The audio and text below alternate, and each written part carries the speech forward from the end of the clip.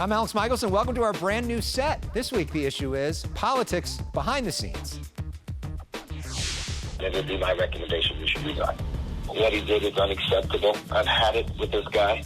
House Minority Leader Kevin McCarthy discusses Donald Trump in the days after January 6th and secretly recorded tapes. Those tapes, part of an explosive, best-selling new book about the Trump and Biden administrations. The authors will join us in studio. Then the issue is California's crime spree dominating the race for California Attorney General. Republican candidate Eric Early is here, as the issue is starts right now. Broadcasting across California, California's only statewide political show. You're watching The Issue Is. And welcome to a brand new era of The Issue Is. Check out our beautiful new home. We are honored to have with us the co-authors of the buzziest book in all of politics this year. Let's put it up on the screen. We are talking about This Will Not Pass. It's by Alexander Burns and Jonathan Martin of the New York Times. Jonathan and Alexander, welcome to The Issue Is for the very first time. Great to have you guys here. Thanks, Alex. Pleasure. So a lot in this book has made news. Probably the thing that has made the most news, though, is your conversation with Kevin McCarthy. You obtained these tapes, of course, the minority leader from Bakersfield, from the days after January 6th. This is what he told his leadership team privately about President Trump. It would be my recommendation you should resign. What he did is unacceptable. I've had it with this guy. So McCarthy says that he actually never made the call to President Trump that he should resign. But it's remarkable the difference between what is said privately and what is said publicly, Jonathan. No, I think you've really captured it, that Kevin McCarthy in the hours and days after January 6th was facing a profound political crisis. He was desperately worried that his party was going to be basically dragged down by President Trump. And he was also concerned that there could be more political violence potentially incited by his own members in the days after January 6th. And so what you hear on that tape is Kevin McCarthy grappling with not what do we do about Donald Trump in the future and should we be the party of Trump or not. It's actually how quickly can we get Trump out of office? Can we get him either to resign or impeach him before January 20th? Because he presents that much of a threat to the country. And even more mad than Kevin McCarthy was Mitch McConnell. Well, I mean, it's sort of a tough competition for who is angrier in the moment. But I think starting from the loss of the Senate majority in Georgia in those two runoff elections on January 5th, stretching through the attack on the Capitol on January 6th, and then the days afterwards. Both men are quite candid in private.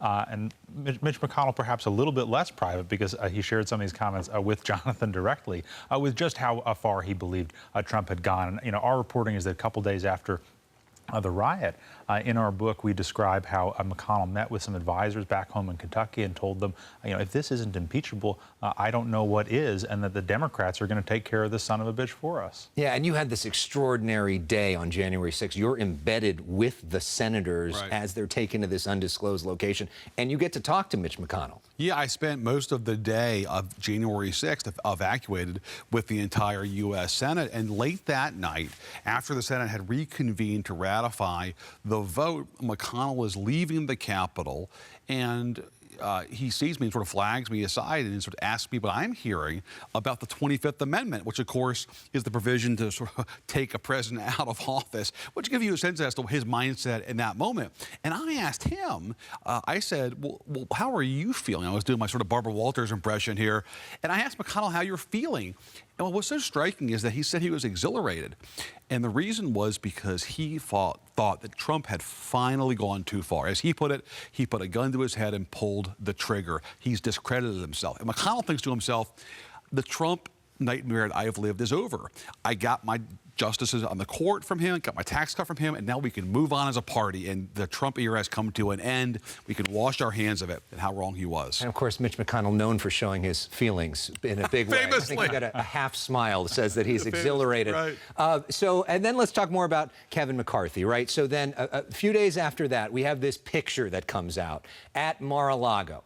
And we see Donald Trump and Kevin McCarthy together again. Looks like all is well. Right. And we get the sense there that McCarthy is back on the Trump train, still on the Trump train. And even after these tapes came out, Kevin McCarthy still loyal to Trump, and President Trump still seems to be loyal to Kevin McCarthy, or at least not upset at him. Loyalty is always a complicated dynamic Right. with former President Trump. But it's extraordinary when you hear what Kevin McCarthy said in those days immediately after January 6th, and then you realize that that photo was taken before the end of the same month. You're not talking about, after the seasons have turned and tempers have cooled. It's a couple weeks. It's while the impeachment process is still going on.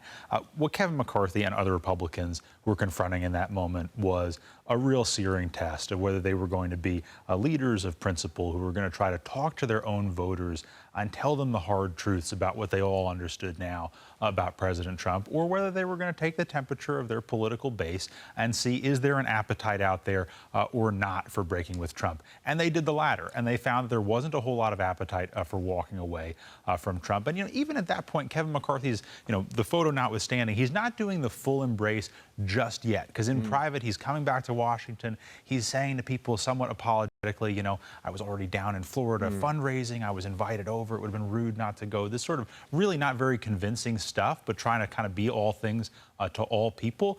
As we're sitting here today, it's pretty obvious that he's made a more decisive choice. That is clear. Now, one of the really fascinating things about this book is how many California players are at the center of it. Yes.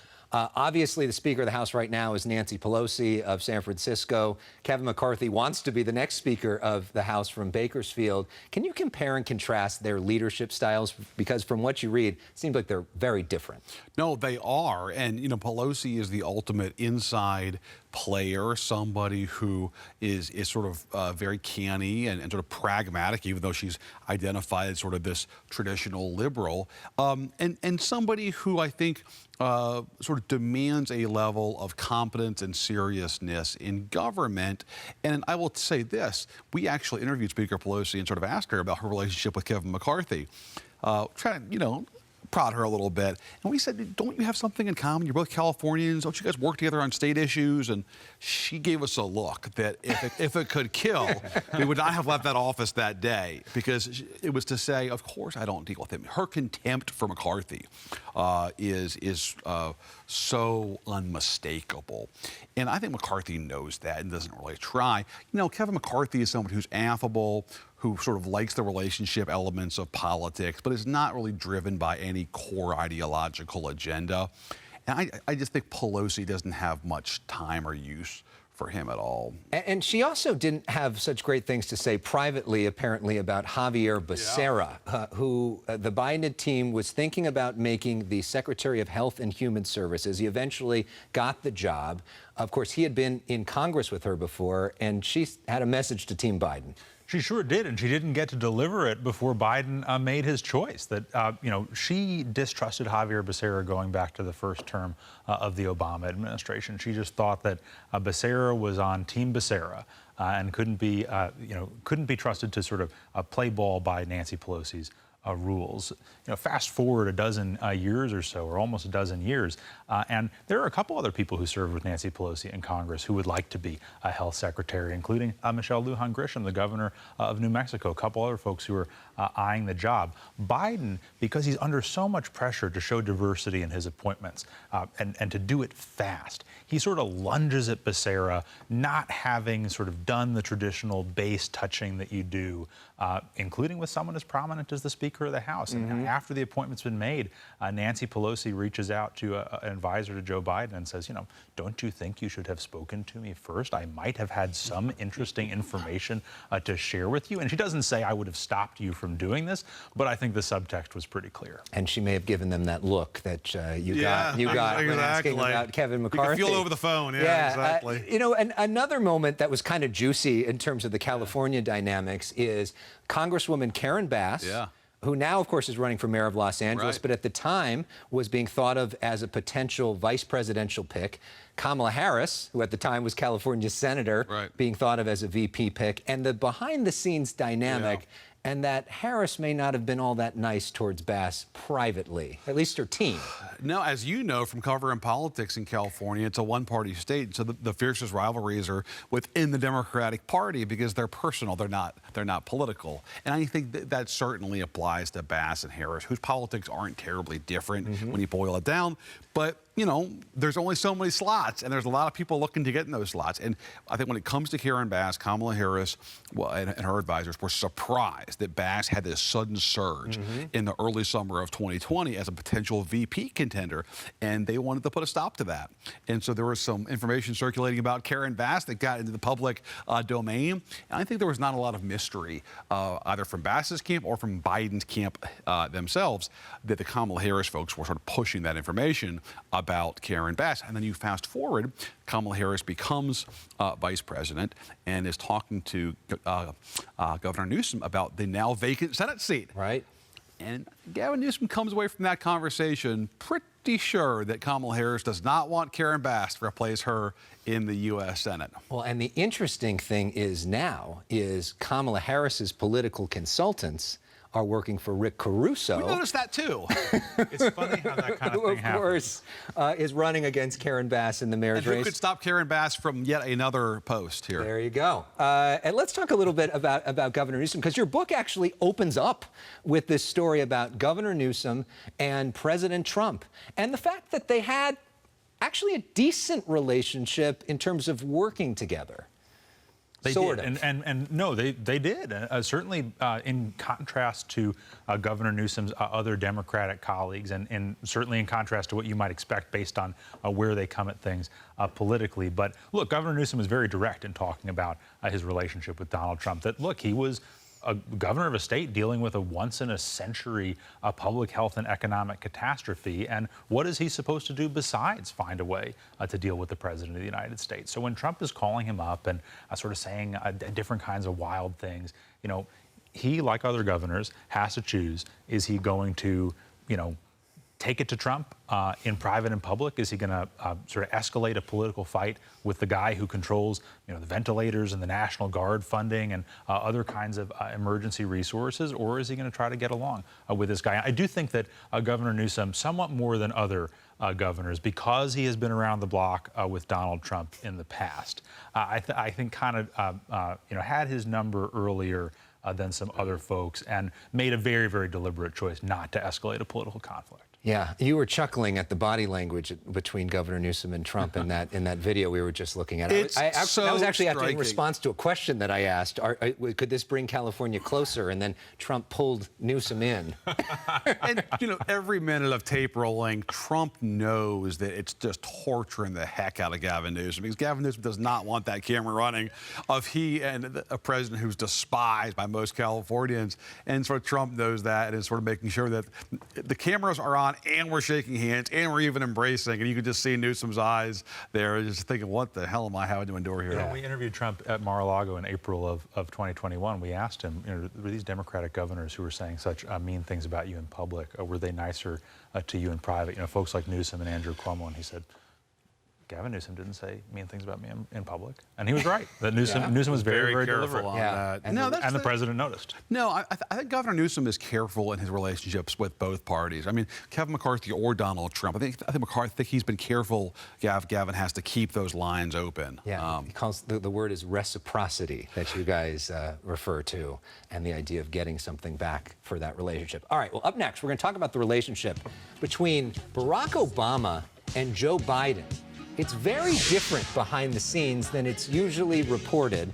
Plus, these two super reporters look at the future for both Democrats and Republicans. Stay with us. You're watching The Issue Is. This is when you guys get to dance. We got Prince playing for you. Vice President Biden, Vice President. That was a joke. That was former President Barack Obama visiting current President Joe Biden in the White House for the first time. The new book, This Will Not Pass, details their complicated relationship. Here's a look at that book. We are back with co-authors Alexander Burns and Jonathan Martin. Okay, we know, especially when they were leaving, that they were advertised as this best friend, super buddy cop thing going on, right? And what you guys point out is that it's more complicated than that, and there actually was some jealousy there. Yeah, it's a political relationship. It was basically a sort of shotgun marriage forged in 2008 that served both parties quite well. But at the end of the Obama presidency, Joe Biden was stung because Obama and his inner circle nudged Biden away from seeking the presidency himself in 2016 and effectively anointed Hillary Clinton. Biden has never forgotten that. And so you fast forward to 2021, and Biden is now president in his own right. And he's off to a pretty good start. COVID appears to be fading. He's getting sort of major rescue bill passed to deal with the sort of impact of COVID.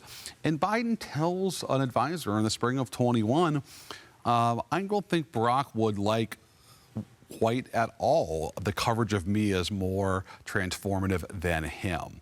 And that tells you a lot about sort of Biden's perspective toward Obama. It's at best a sibling rivalry. But Obama himself's also jealous in this period and is also sort of thinking about Biden in not so flattering terms in this period, because Obama is hearing this chatter about Biden being a bigger figure. Is he the next FDR, you know, Biden's New Deal? And this is bothering Obama. And Obama tells people in private, the coverage is BS because they don't understand. When I was president 15 years ago, it was a very different Democratic Party. Why we had a dozen Joe Manchins in the Senate. So there's sort of this long distance sniping between Obama and Biden, the purported brothers and you in arms. quote Nancy Pelosi as saying that she thinks that Barack Obama was jealous of Joe Biden, at least for a moment.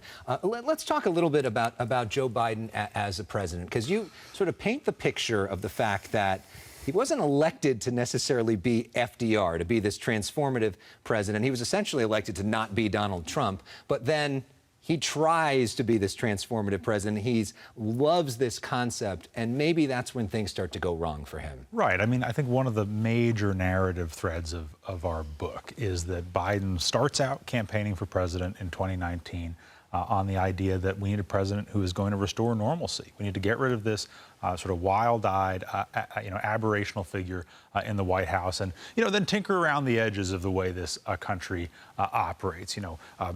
Boost up the Affordable Care Act here, jack up the minimum wage over here, but we're not talking about, to borrow Elizabeth Warren's term, a big structural change. Then COVID strikes and demolishes the economy, sends everybody into lockdown for months at a time. Then George Floyd is murdered, and it's clear to Biden and to a lot of other Democrats that a tinkering around the edges message doesn't really equal the moment. But he never really gives up on the normalcy message either, and so he barrels into the general election telling the country he's going to restore normalcy and heal the land, and telling the country at the same time he is going to transform it and make it a better and more just place in every respect. And you see him basically trying to ride two horses at the same time as he takes office and into the first year of his administration. He never really makes a decisive choice about whether he wants to govern as a conciliator or govern as a transformational president, and as a result, he ends up not quite doing either. Yeah, and then not really accomplishing the big transformational change like Build Back Better, because they didn't have the votes and didn't have the margins in the Senate or even the House. One of the big questions in Washington, which you guys are obsessed with, that most people don't necessarily talk about every day, is Joe Biden going to run again or not? Right. And if he does not, does Joe Biden think that Kamala Harris is the best person to succeed him? You've just voiced what is on the mind of every Democrat in Washington and perhaps every state capital around America right now. No, this is the dominant chatter right now in the Democratic Party, because it's unclear if Joe Biden, at age 80, which will be in November, is capable of running for a second 4-year term. We just haven't been in this position before in recent American history, where you had a first-term president who was unclear if they were going to seek re-election. Look, Biden has told people in private, and we report in the book, he intends to run for re-election unless there's an intervening health issue. But as we also report in the book, there are grave doubts about Kamala Harris's potential if Biden does not seek or cannot seek re-election. And I think it's pretty clear that if Biden doesn't run again, there's going to be a hotly contested primary because Kamala Harris has, I think, a lot of doubters in the Democratic Party, same as she did here in California, and could have a really serious primary in 2024. And frankly, if the midterms really turn sour for Democrats this fall, it's possible that Joe Biden himself could face a challenge within his own party in 2024, especially if he does not make a decision in some kind of a rapid fashion about what his plans are. Is the assumption in Washington that Donald Trump is running again?